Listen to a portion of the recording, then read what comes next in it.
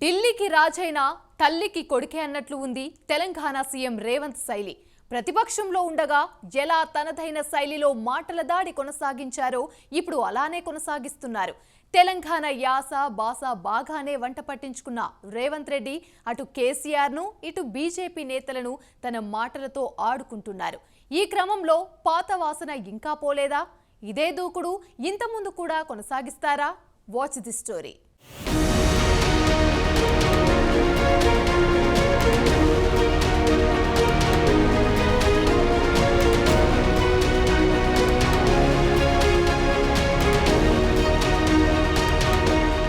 కాశీకి వెళ్లాను, కాషాయం కట్టుకున్నాను, వరుస మారిందనుకున్నారా? అదే దమ్ము, అదే పొగరు. ఇది ఇంద్ర సినిమాలో చిరంజీవి డైలాగ్. ఇప్పటికి తెలుగు ప్రేక్షకుల గుండెలో నిలిచిపోయింది. ఇప్పుడు తెలంగాణ రాజకీయాల్లో ఈ డైలాగ్ గుర్తుకు తెస్తున్నారు సీఎం రేవంత్ రెడ్డి.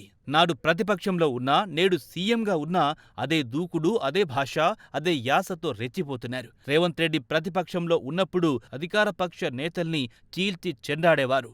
నాటి సీఎం కేసీఆర్ను సైతం పరుష పదజాలంతో దూషించిన సంగతి తెలిసిందే. నాటి మంత్రి మల్లారెడ్డిని ఏ విధంగా తిట్టిందో తెలంగాణ ప్రజలకు ఇంకా గుర్తే ఉంటుంది. ఇప్పుడు సీఎం అయినా అదే దూకుడు, అదే పంచులు వేస్తున్నారు రేవంత్ రెడ్డి. ప్రతిపక్షాలను విమర్శించడంలో తగ్గేదేలే అంటున్నారు. తనదైన శైలిలో చలోక్తులతో పాటు ప్రతిపక్షాల విమర్శలకు ధీటుగా కౌంటర్ ఇస్తున్నారు. ఈ సందర్భంగా ఒక్కొక్కసారి తాను సీఎం అనేది కూడా మర్చిపోతున్నారని విశ్లేషకులు అంటున్నారు. తాజాగా ఎన్నికల ప్రచారంలో ప్రతిపక్ష నేత కేసీఆర్పై తీవ్ర విమర్శలు గుప్పిస్తున్నారు. బీజేపీని సైతం వదలడం లేదు. డైరెక్టుగా ప్రధాని మోడీని టార్గెట్ చేసి మాటల తూటాలు పేల్చుతున్నారు.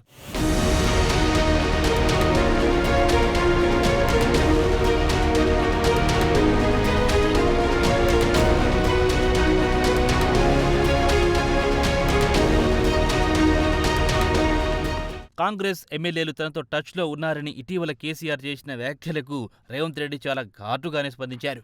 మా ఎమ్మెల్యేలను టచ్ చేసే దమ్ము నీకు లేదని, ముందు నీ ఎమ్మెల్యేలను రోజు లెక్కపెట్టుకో, ఎంతమంది ఉన్నారో అంటూ సవాల్ విసిరారు.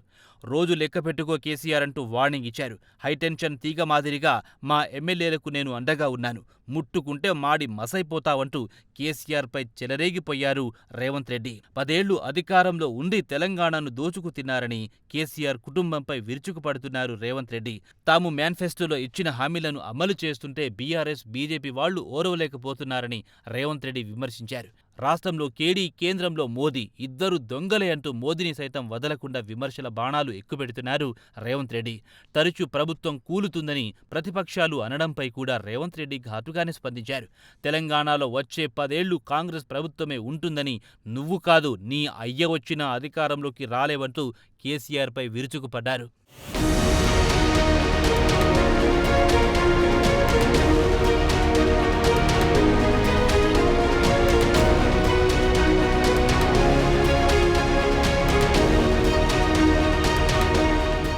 రేవంత్ రెడ్డి విద్యార్థి స్థాయి నుంచి రాజకీయాల్లో ఉన్నారు. సహజంగా విద్యార్థి సంఘాల నుంచి వచ్చిన నాయకులు ఇలానే మాట్లాడుతారని రాజకీయ విశ్లేషకులు చెబుతున్నారు. టీడీపీలో ఎమ్మెల్సీగా, ఎమ్మెల్యేగా ఉన్నప్పుడు కూడా ఇలానే రేవంత్ రెడ్డి దూకుడుగా ఉండేవారు. ఉమ్మడి మహబూబ్ నగర్ జిల్లాలో హేమాహేమీలైన రెడ్లు ఉన్నప్పటికీ నాడు చంద్రబాబు రేవంత్కు ప్రాధాన్యం ఇచ్చారంటే దీనికి కారణం రేవంత్ రెడ్డిలో ఉన్న ఈ దూకుడు తనవేనని రాజకీయ పరిశీలకులు చెబుతున్నారు. స్పాంటేనియస్గా మాట్లాడడం రేవంత్ రెడ్డికి బాగా వచ్చు. సందర్భం అనుగుణంగా తెలంగాణ యాసలో చలోక్తులు విసురుతారు. మరోవైపు పరుష పదజాలంతో విమర్శలు చేస్తారు. ఇప్పుడు కూడా సీఎం అనే సొయ్ లేకుండా అదే వాగ్దాటిని ప్రదర్శిస్తున్నారు రేవంత్ రెడ్డి. కేసీఆర్ కుటుంబ సభ్యులను ఏకవచనంతో సంబోధిస్తూ రేవంత్ రెడ్డి చేసిన వ్యాఖ్యలు కాంగ్రెస్ శ్రేణుల్లో ఉత్సాహాన్ని కలిగిస్తున్నాయి. దీంతో మరింత రెచ్చిపోతున్న రేవంత్ రెడ్డి విపక్షాలపై తన వాగ్దాటితో విరుచుకుపడుతున్నారు. సీఎం అయిన రేవంత్ రెడ్డి తన శైలిని మార్చుకోకపోవడం, ఇంకా ఎక్కువగా రెచ్చిపోతుండడం రాజకీయ వర్గాల చర్చనీయాంశం అవుతోంది. కానీ కాంగ్రెస్ కార్యకర్తలు మాత్రం రేవంత్ రెడ్డి డైలాగులు ఎంతో ఉత్సాహాన్ని ఇస్తున్నాయి. ముందు రేవంత్ రెడ్డి ఇంకా ఎంత ఘాటుగా వ్యాఖ్యలు చేస్తారో చూడాలి మరి.